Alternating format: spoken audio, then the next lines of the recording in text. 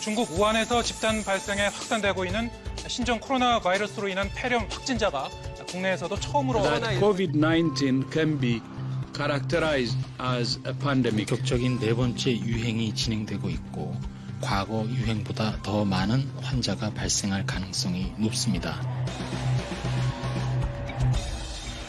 지난 2년, 우리는 그동안 경험하지 못한 코로나 바이러스와의 전쟁을 벌였습니다. 힘겨웠던 시간을 지나 위드 코로나가 선포되며 조금씩 일상을 회복하고 있는 요즘. 또 다른 전쟁이 시작됐습니다. 바로 살과의 전쟁입니다. 실내 생활을 하는 동안 체중이 확 불어버렸기 때문이죠. 이른바 확진자가 된 사람들은 얼마나 될까요? 외출을 할 수 없으니 고칼로리 배달 음식을 먹고 또 먹고 한 발짝 떼지 않았던 날도 많았는데요. 체중을 확인한 뒤 당황하고 있진 않으신가요? 우리 국민 46%가 3kg 이상 체중이 는 것으로 조사됐다고 하죠. 이 지방이 보통 3kg 정도면 이제 3개 정도가 늘어났다라고 하기 때문에 즉 이 말은 앞으로 이 코로나 시대 이후에 체중 관리가 굉장히 중요한 이슈로 건강 문제로 대두될 것으로 보입니다. 우리 모두의 이야기가 된 코로나 시대가 낳은 비만. 과연 어떻게 극복할 수 있을까요? 가정의학과 김양현 교수와 함께 의학적인 해답을 찾아봅니다.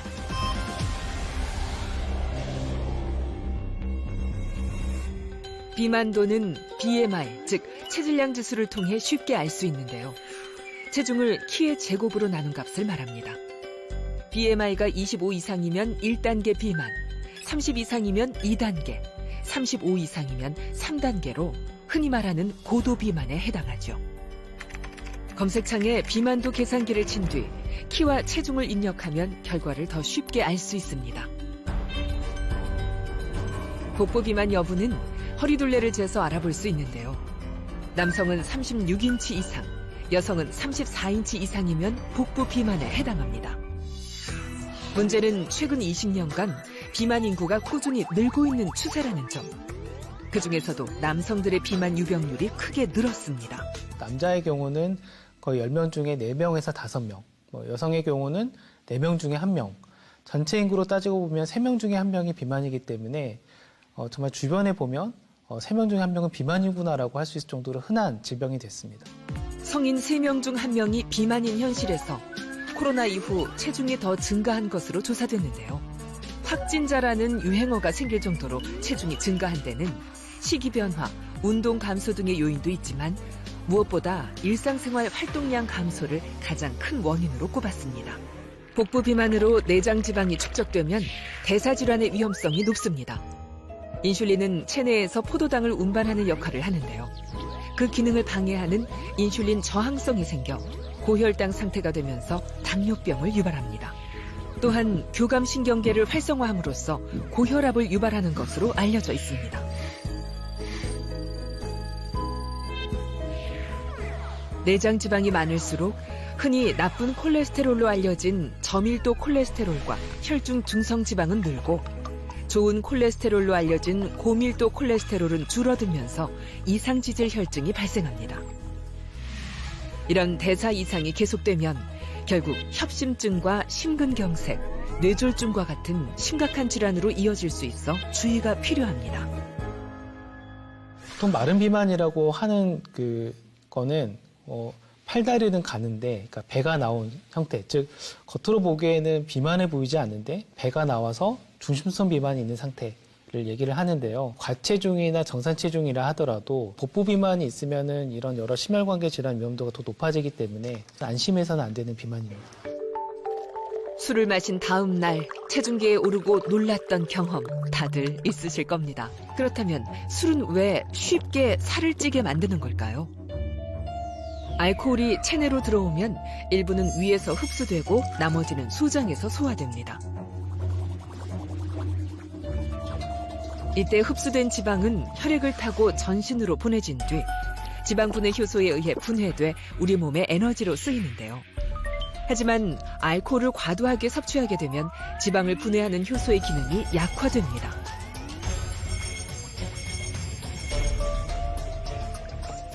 이로 인해 혈중에 떠돌아다니는 중성지방이 늘어나게 되면서 결국 비만을 유발하게 되는데요. 여기에 술 자체가 가진 칼로리와 함께 먹는 안주까지 더해져 쉽게 살이 찌게 되는 것이죠. 술을 섭취를 하게 되면 이제 일부는 위에서 바로 이제 흡수가 되지만 중성지방을 분해하는 이 효과를 감소시키면서 결국은 먹는 또 술 외에 먹는 음식들이 대부분 에너지 형태로 쌓이게 되면서 비만이 유발이 되고요. 보통 술을 드시게 되면 약간 억제하는 능력이 좀 떨어지게 됩니다. 음식 섭취에 대한 자제력이 있게 되면서 생각보다 많이 먹게 되고, 그러니까 이런 이유들 때문에 술 섭취가 비만으로 이어질 수 있습니다. 우리가 마시는 술은 열량이 얼마나 될까요? 잔으로만 따져봐도 생각보다 칼로리가 높은데요. 소주 한 병은 밥 한 공기보다 칼로리가 많습니다. 만약 여러 병의 술과 함께 치킨이나 삼겹살과 같은 안주를 곁들인다면 총 열량은 상상을 추월합니다. 비만을 예방하려면 금주가 가장 효과적이지만 피치 못할 술자리가 있다면 물을 함께 마시는 것도 도움이 됩니다. 술을 찾게 되는 때가 스트레스 받았을 때도 물론 있지만 어떤 갈증을 느꼈을 때, 그때 많이 먹게 되고, 그래서 물을 드시게 하면은 알코올 농도를 떨어뜨려 주는 효과도 있고, 갈증으로 인해서 먹는 양을 줄일 수가 있는 효과가 있어서 많이 권장을 드리고, 또 물을 드시다 보면은 또 포만감도 느낄 수 있기 때문에 많이 권장하고 있습니다. 비만은 20세기 후반 인류를 위협하는 질병으로 떠올랐는데요.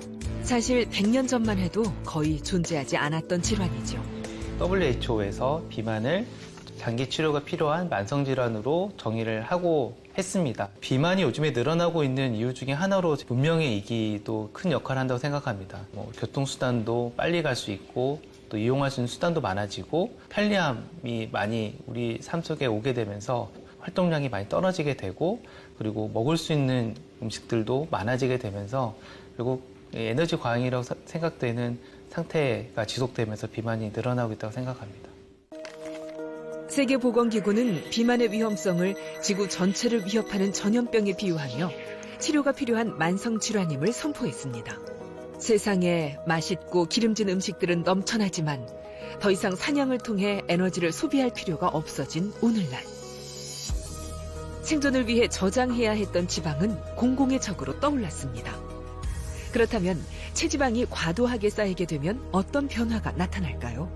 내장 지방이 많이 이제 늘어나게 되는 이제 과정에서 복압이 상승을 하게 되거든요. 근데 이 복압이 결국은 이 폐 쪽, 횡격막 위쪽으로 이제 올라오게 되면 이로 인해서 그 환기 능력이 좀 감소하게 되고, 같은 운동을 하더라도 전에 비해서는 숨을 차다고 느끼는 경우가 많습니다. 상기도 주변에 이제 지방이 늘어나게 되면서 이 기도가 좁아지게 되는 효과, 그리고 더 잘 다치게 될 수 있는 환경이 되기 때문에 수면무호흡증 또는 코골이가 나타날 수 있습니다. 수면무호흡증이 위험한 요인은 결국 뇌로 가는 산소가 원활하게 않기 때문에 그 지속적으로 이 산소 공급이 원활하지 않게 되면 저산소로 인한 뇌 손상도 초래할 수 있고, 또 이 때문에 심장에 부담이 되면 우리가 흔히 말하는 급사도 나타날 수 있기 때문에 비만 치료를 적극적으로 권장하고 있습니다. 그렇다면 체지방은 어떤 과정을 통해 생성되는 걸까요? 우리가 섭취한 음식물은 포도당의 형태로 바뀌어 우리 몸의 에너지원으로 사용됩니다. 하지만 에너지로 이용되고도 혈액 속에 포도당이 과도하게 남아있을 때는 지방으로 전환돼 쌓이게 되는데요. 피부 아래층에 쌓인 지방을 피하지방이라고 부릅니다. 허벅지, 엉덩이와 같은 피하층이 포화 상태가 되면 지방층은 복강 안쪽까지 침투합니다. 내장과 장기 사이에 형성되는 지방층을 내장지방이라고 하는데, 최근엔 제3의 지방이 주목받고 있습니다.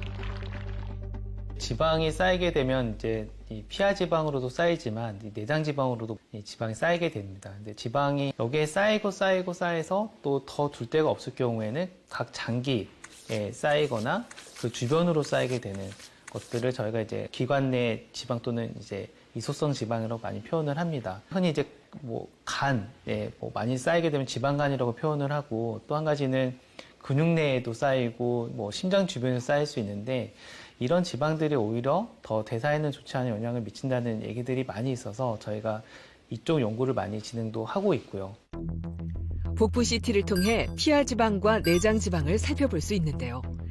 내장 지방의 단면적이 100제곱센티미터 이상이면 복부 비만에 해당됩니다. 보통 사람과 비교하면 단면적에 확연한 차이가 납니다. 제3의 지방이라 불리는 이소성 지방은 심장이나 간, 혈관 주위 등 쌓이지 않아야 할 곳에 축적되는 지방을 말합니다.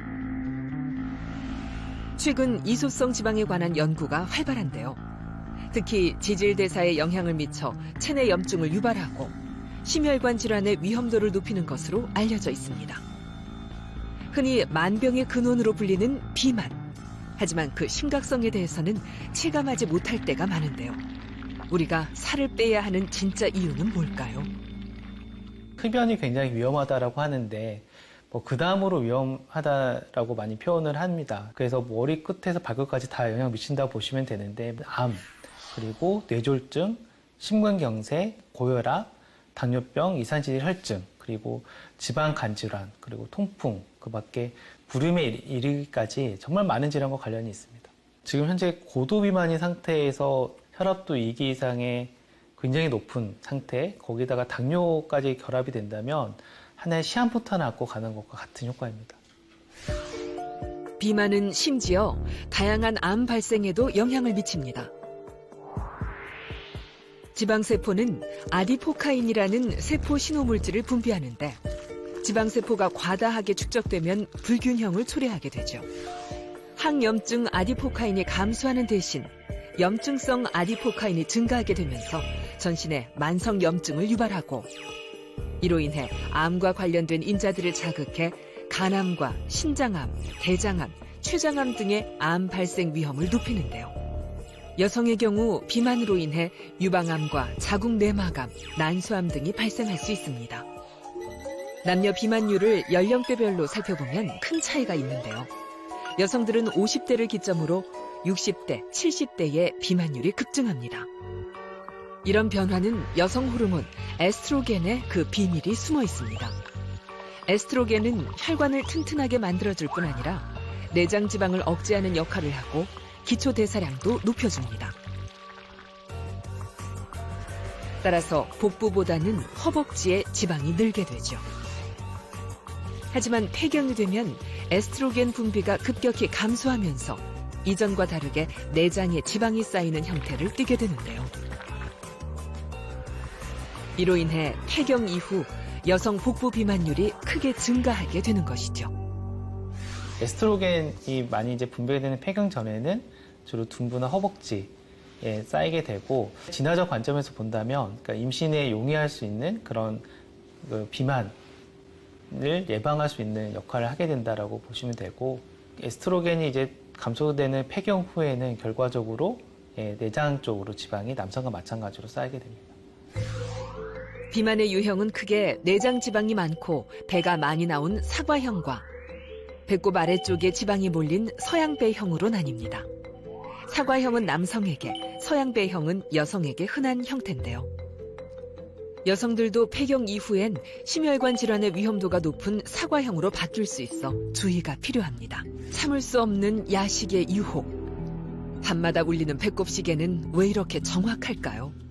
야식을 먹고 잠들게 되는 악순환에서 벗어날 방법은 없을까요? 보통 한 11시경 정도 경에 식욕을 촉진하는 그렐린이라는 호르몬이 한 번 더 분비가 됩니다. 이 시간에 이제 공복감 느끼게 되면 야식으로 이어질 수 있어서 이로 인한 비만으로 이어질 수 있고요. 우리 몸에서는 식욕을 조절하는 두 가지 호르몬이 분비됩니다.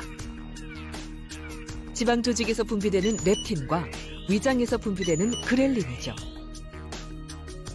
렙틴은 식욕을 억제하는 호르몬으로 음식을 충분히 먹으면 배부름을 느끼게 하는데 밤이 되면 감소하게 됩니다.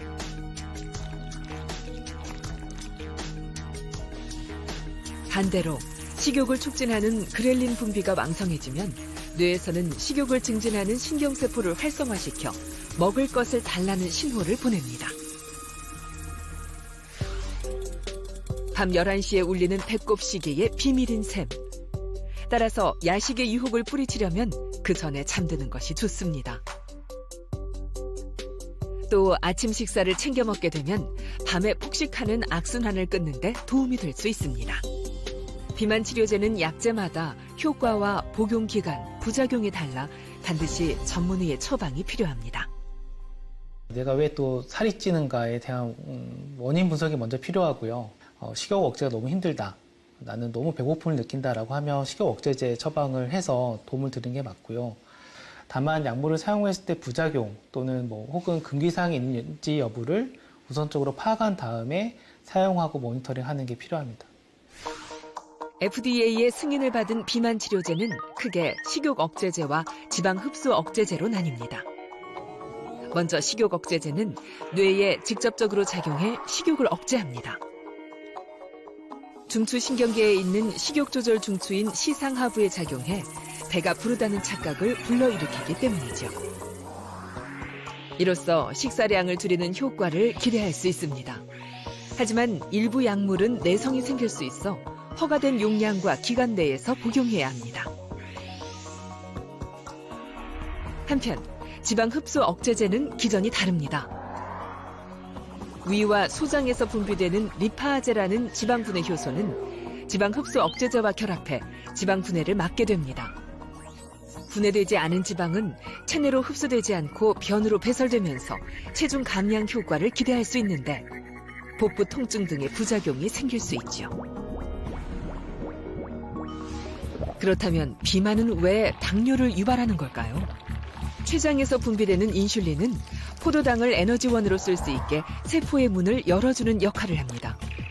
혈당이 올라가면 췌장은 이를 감지해 인슐린을 분비하면서 혈액 속 포도당을 줄입니다. 하지만 내장 지방이 증가하면 인슐린에 대한 반응이 정상적인 기준보다 감소되는 인슐린 저항성이 생깁니다. 기능에 문제가 생긴 인슐린은 세포의 문을 열지 못하고 결국 혈당이 계속 높은 상태가 지속되면서 당뇨병이 생기는 것이죠. 그렇다면 오래 앉아있을수록 비만에 어떤 영향을 미칠까요? 김 교수는 이와 관련된 연구를 진행했습니다.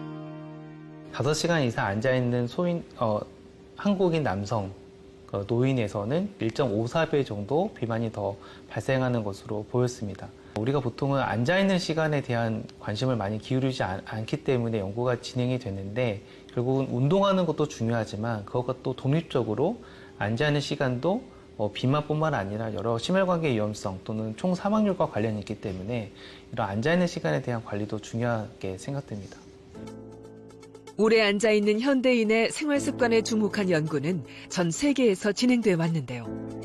특히 WHO는 앉아있는 생활 방식이 당뇨병과 비만의 위험을 2배로 늘린다는 연구 결과를 발표하기도 했죠. 앉아있는 시간을 브레이킹하는 게 더 중요하거든요. 그래서 미국 당뇨병학회에서도 30분 이상 쭉 앉아있는 것들을 좀 브레이킹하라고 얘기를 하고 있고 드라마 시간이 요즘엔 30분 되면 광고 나오고 일단 2부로 넘어가고 이러더라고요. 그때 이제 일어나도록 한다면 또 전화할 때도 일어나서 받고 이런 것들을 한다면 자식 시간을 줄이는 데 도움이 될 수 있습니다. 따로 운동할 시간이 없다면 30분마다 일어나는 것만으로도 비만과 당뇨를 예방하는 데 도움이 됩니다. 하지만 코로나19 장기화는 활동량 감소에 불을 지폈습니다. 운동을 하지 않게 됐다는 응답이 많았고 실내에서 장시간 영상 시청을 한다는 응답도 많았습니다. 이런 생활 습관의 변화가 두드러졌던 30, 40대의 체중 증가율이 가장 높았습니다. 비만 환자에게 체중 감량의 효과는 생각보다 큽니다. 특히 혈압을 낮추는 데 효과적입니다. 생활 습관으로 얼마만큼의 혈압이 떨어질 수 있나 이런 것들을 연구한 체중 1kg을 감량했을 때 혈압도 약 1 정도 떨어진다라고 돼 있어서 저희가 보통은 체중 감량을 해서 혈압도 같이 떨어지는 효과를 본 환자들이 많습니다. 그렇다면 비만 환자들에게 권장되는 운동법은 무엇일까요? 운동이 어려우면 안 된다고 생각을 합니다. 그러니까 바로 내가 마음먹었을 때 할 수 있는 운동. 생각해보면 걷는 게 제일 쉽고, 걷기 운동만으로 특히 이제 복부 비만이 좀 좋아진다, 개선된다는 연구들이 있어서 가장 쉬운 운동이면서도 저희가 흔히 말하는 위험도가 높은 복부 비만 가능성에 도움이 될 수 있는 운동이고, 그래서 걷기 운동을 많이 시켜드리고요. 체중이 높으면 높을수록 초기에 빠질 수 있는 체중도 굉장히 좀 많고요. 그래서 체중이 빠지는 그 속도라든지 정도가 초반에는 이렇게 빠지다가 점차적으로 좀 줄어들게 됩니다. 그래서 환자분에게 이런 것들을 설명을 드리고, 아마 초기에는 열심히 노력하시면 잘 빠질 수 있지만 이 정체기에서 잘 버텨야 된다라고 말씀을 드립니다. 성인 3명 중 1명이 비만인 현실에서 가장 큰 관심은 바로 다이어트. 유행처럼 기적의 다이어트 방법들이 소개되곤 하는데요. 과연 효과가 있을까요? 간헐적 단식에 대해 대한비만학회는 사람을 대상으로 한 장기간의 연구가 없어 권고하기에는 우려가 있다는 입장문을 발표했습니다. 극단적인 저탄수화물, 고지방식에 대해서는 5개 학회가 공동으로 건강상 위험을 초래할 수 있다는 성명서를 발표했지요.